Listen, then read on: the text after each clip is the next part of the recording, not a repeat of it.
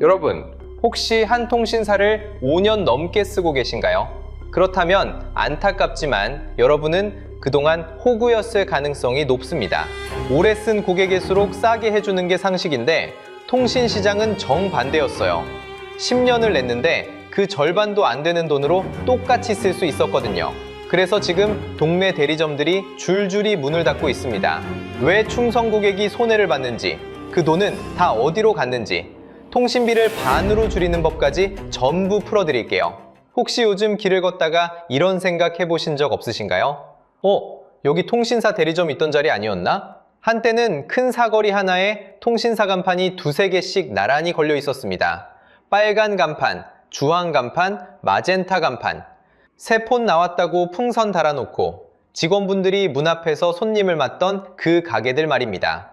그런데 요즘 그 자리에는 임대 스티커가 붙어 있습니다. 유리창에는 먼지가 쌓이고 안내문 한 장만 덩그러니 붙어 있죠. 정 사장님 이야기를 잠깐 해보겠습니다. 가상의 인물이지만 지금 전국 어디에나 계신 분입니다. 정 사장님은 동네에서 15년 동안 통신사 대리점을 하셨습니다. 한 동네에서 폰을 바꿔드린 손님이 이제는 그 집 자녀 폰까지 바꿔주는 사이가 됐죠.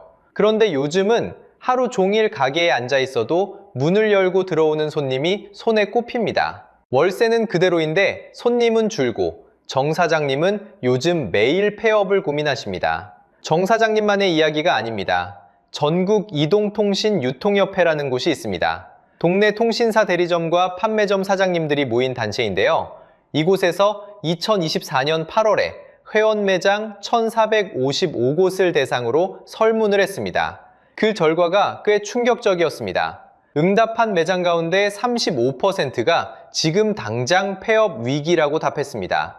세 곳 중 한 곳이 문 닫기 직전이라는 겁니다. 게다가 응답 매장의 62%는 직원도 없이 사장님 혼자 운영하는 1인 매장이었습니다. 한때는 직원을 열어두던 가게들이 이제는 사장님 혼자 지키고 있다는 뜻이죠. 앞으로 가게를 얼마나 더 유지할 수 있겠냐는 질문에는 1년에서 2년이라고 답한 곳이 29%나 됐습니다. 거의 세 곳 중 한 곳이 길어야 2년이라고 본 겁니다. 여기까지만 들으면 우리는 흔히 이렇게 생각합니다. 장사가 안 되니까 망하는 거지. 손님이 줄면 가게가 문을 닫는다. 너무나 당연한 이야기처럼 들립니다. 그런데 바로 여기서 이상한 점이 하나 있습니다. 정작 사장님들 본인에게 가장 힘든 문제가 뭐냐고 물었더니 1순위로 꼽은 건 손님이 줄어든 게 아니었습니다. 가장 많은 분들이 꼽은 문제는 따로 있었습니다. 바로 요금제에 따라 수수료를 차별하는 구조였습니다. 무려 48%가 이걸 가장 큰 문제로 꼽았죠. 수수료 차별이라니 무슨 말일까요? 손님이 없어서 망하는 게 아니라면 도대체 진짜 이유는 뭘까요? 그런데 이상한 건 사장님들이 망하는 진짜 이유가 손님이 줄어서가 아니었다는 겁니다. 그리고 이 수수료 차별이라는 말 속에 바로 여러분이 호구가 됐던 비밀이 숨어 있습니다. 그럼 한번 생각해 봅시다. 손님이 줄어서 망한다는 게 단순한 이야기 같은데 대리점 사장님들은 왜 매출보다 수수료 문제를 더 크게 꼽았을까요? 답을 찾으려면 먼저 대리점이 도대체 어디서 돈을 버는지부터 알아야 합니다. 여기에 우리가 그동안 호구였던 비밀이 숨어 있거든요. 대부분은 이렇게 생각하실 거예요. 대리점은 휴대폰을 비싸게 팔아서 그 차익으로 돈을 번다고요. 그런데 사실은 그렇지가 않습니다. 대리점의 진짜 수입은 폰값에서 나오는 게 아니라 통신사가 주는 돈에서 나옵니다. 손님 한 명이 새로 가입할 때마다 통신사가 대리점에 일종의 성과급을 줘요. 이걸 가입 수수료, 다른 말로 장려금이라고 부릅니다. 비싼 약정을 팔수록 이 성과급이 커지는 구조예요. 그럼 이 성과급이 얼마나 될까요? 손님이 약정을 걸고 가입하면 한 건에 대략 20만 원에서 40만 원이 대리점에 떨어집니다. 그런데 손님이 폰만 사가는 자급제로 가면 같은 한 건이라도 성과급이 5만 원에서 10만 원으로 뚝 떨어져요. 차이가 어마어마하죠. 자, 여러분이 대리점 사장이라면 어느 쪽을 권하고 싶으실까요? 당연히 약정을 걸게 만들고 이왕이면 더 비싼 요금제로 유도하고 싶어집니다. 사장님이 나쁜 사람이라서가 아니에요. 그렇게 해야 가게가 굴러가도록 처음부터 그렇게 설계가 돼 있는 겁니다. 여기에 한 가지 더, 우리가 자주 속는 표현이 있습니다. 바로 선택약정 25% 할인이라는 말이에요. 많은 분들이 이걸 폰값을 깎아주는 거라고 알고 계세요. 그런데 아닙니다. 이건 기기 가격에서 빠지는 게 아니라 매달 내는 요금에서 빼주는 겁니다. 그런데 대리점에서는 이걸 실구매가라는 말로 묶어서 설명해요. 그러면 마치 비싼 폰을 싸게 사는 것처럼 들리거든요. 실제로는 매달 요금에서 조금씩 깎이는 건데 머릿속에서는 기기를 할인받은 걸로 착각하게 되는 거죠. 쉽게 비유를 하나 들어볼게요. 같은 사과라도 농장에서 바로 받으면 싸고 여러 가게를 거쳐 우리 앞에 오면 그만큼 비싸집니다. 중간에 누군가 손을 댈수록 값이 붙으니까요. 통신도 똑같습니다. 똑같은 망, 똑같은 폰인데 중간 단계를 많이 거치고 비싼 약정을 걸수록 그 사이사이에 누군가의 몫이 얹히는 거예요. 그리고 그 몫은 결국 우리 통신비에서 나갑니다. 이쯤에서 가장 중요한 사실을 말씀드릴게요. 이 구조에서 통신사와 대리점이 가장 좋아하는 손님이 누구일까요? 바로 비싼 요금제를 오래오래 쓰는 사람입니다. 오래 쓸수록, 비싼 요금제를 쓸수록 통신사에 들어오는 돈이 차곡차곡 쌓이거든요. 그러니까 한 통신사를 10년씩 묵묵히 써온 충성 고객이야말로 사실은 가장 많은 돈을 낸 사람이었던 거예요. 충성한 만큼 보답을 받은 게 아니라 충성한 만큼 더 냈던 겁니다. 여기서 이런 생각 드시죠? 에이, 그래봤자 얼마나 차이 나겠어. 매달 몇천 원 더 낸 거 가지고. 그런데 그게 그렇지가 않습니다. 숫자를 직접 보면 생각이 완전히 달라지실 거예요. 다시 한번 짚고 싶은 건 이건 어느 판매원 한 사람의 잘못이 아니라는 점입니다. 동네에서 친절하게 폰을 팔던 그 사장님도 사실은 이 구조 안에서 똑같이 떠밀린 사람이에요. 비싼 요금제를 권해야 가게가 살아남도록 만들어진 판 위에 서 있었던 거죠. 우리가 화를 내야 할 대상은 사람이 아니라 이렇게 짜인 수수료 시스템 그 자체입니다. 그렇다면 10년 동안 쌓인 그 차이는 도대체 얼마였을까요? 말로만 하면 와닿지 않으니 제가 직접 계산을 해봤습니다. 자, 그럼 약속대로 직접 계산해 보겠습니다. 한 달에 몇천 원, 몇만 원 차이가 시간이 쌓이면 어떤 숫자가 되는지 두 사람을 나란히 놓고 보면 분명해집니다. 여기 두 사람이 있습니다. 김 과장은 한 통신사를 10년째 쓰고 있는 충성 고객입니다. 5G 무제한 요금제 한 달에 88,000원을 꼬박꼬박 냅니다. 한 번도 바꿀 생각을 안 했어요. 원래 다 이만큼 내는 거라고 믿었거든요. 반면 박 대리는 작년에 알뜰폰으로 갈아탄 사람입니다.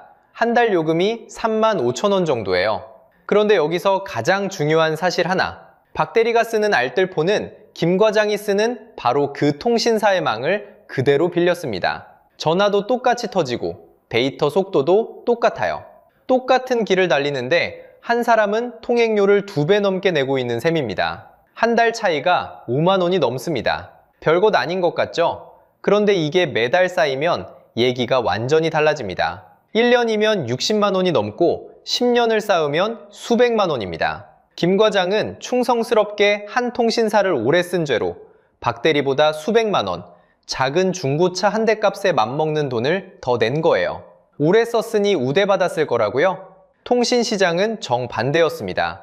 오래 쓴 사람일수록, 비싼 요금제를 쓴 사람일수록 더 많이 냈습니다. 이게 김 과장 한 사람만의 이야기가 아닙니다. 통계청 자료를 보면 우리나라 한 가구가 통신에 쓰는 돈이 한 달 평균 12만 4천 원입니다. 단말기 사는 값까지 포함한 숫자지만 1년이면 150만 원에 가까운 돈이 통신비로 빠져나간다는 뜻이에요. 이 돈이 얼마나 큰 돈인지 한번 일상으로 바꿔볼까요? 1년치를 모으면 온 가족이 제주도로 여행을 다녀올 수 있습니다. 아이 학원을 몇 달은 더 보낼 수 있고요. 매달 적금 통장에 차곡차곡 넣었다면 목돈이 됐을 돈입니다. 우리가 원래 그런 거지 하고 자동이체로 흘려보낸 돈이 사실은 이만한 기회였던 겁니다. 여기서 한 가지 더 짚고 넘어가야 할 게 있어요.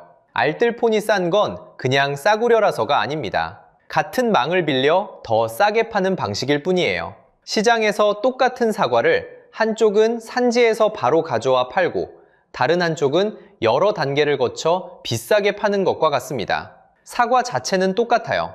그러니 김 과장이 더 낸 돈은 더 좋은 품질을 산 값이 아니라 그냥 비싼 경로로 산 값이었던 겁니다. 자, 그럼 여기서 진짜 이상한 점이 생깁니다. 이렇게 차이가 큰데 왜 다들 안 바꿨을까요? 몰라서? 아니에요. 알뜰폰이 싸다는 건 김 과장도 알고 있었습니다. 그런데도 10년을 안 바꿨어요. 사실 통신사는 우리가 안 바꿀 거라는 걸 처음부터 알고 있었습니다. 그게 바로 통신사가 노린 우리 마음속 함정이었어요. 다음 파트에서 그 함정의 정체를 낱낱이 파헤쳐 보겠습니다. 자, 여기서 누구나 한 번쯤 이런 생각을 합니다. 아니, 그렇게 싸면 진작에 다 갈아탔겠지. 안 갈아타는 데는 다 이유가 있는 거 아니야? 맞습니다. 다들 이유가 있어서 안 바꿨어요. 그런데 그 이유 하나하나를 뜯어보면 사실은 우리 마음속에 심어진 핑계에 가까웠습니다. 오늘 그 핑계들을 하나씩 같이 풀어보겠습니다. 먼저 가장 기본부터 짚을게요.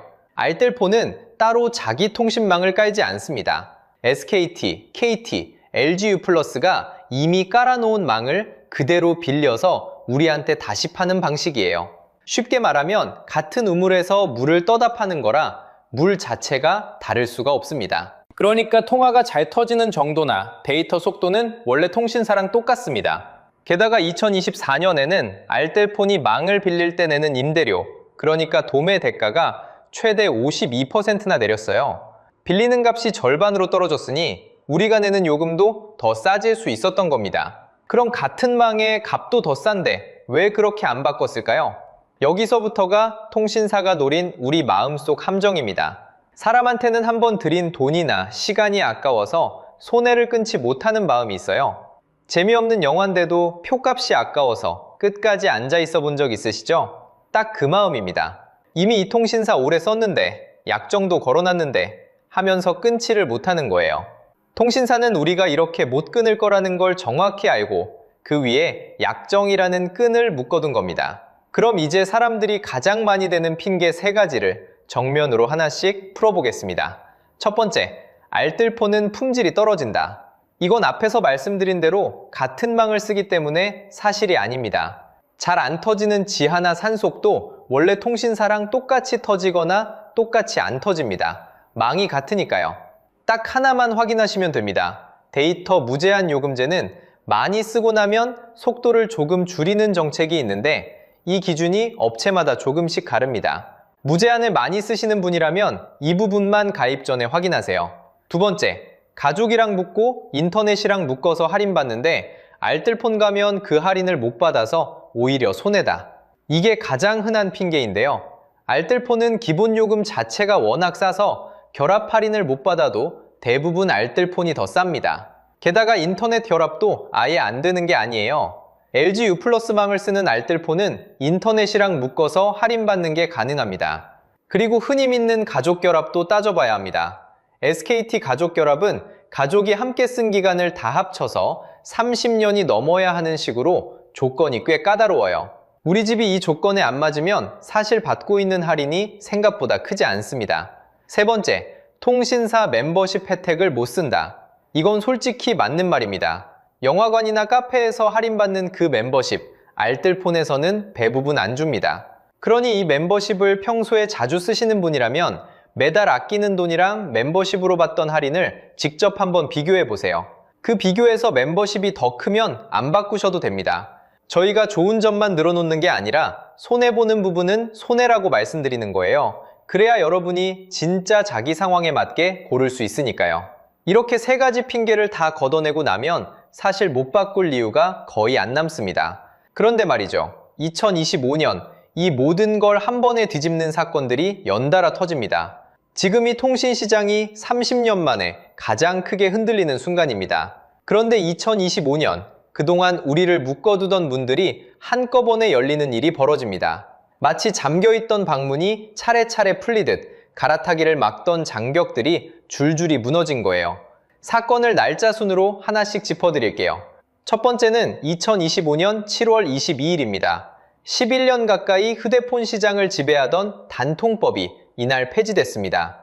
2014년에 만들어진 이 법은 원래 보조금 경쟁을 막아 모두가 비슷하게 사도록 한다는 취지였는데요. 결과는 정반대였습니다.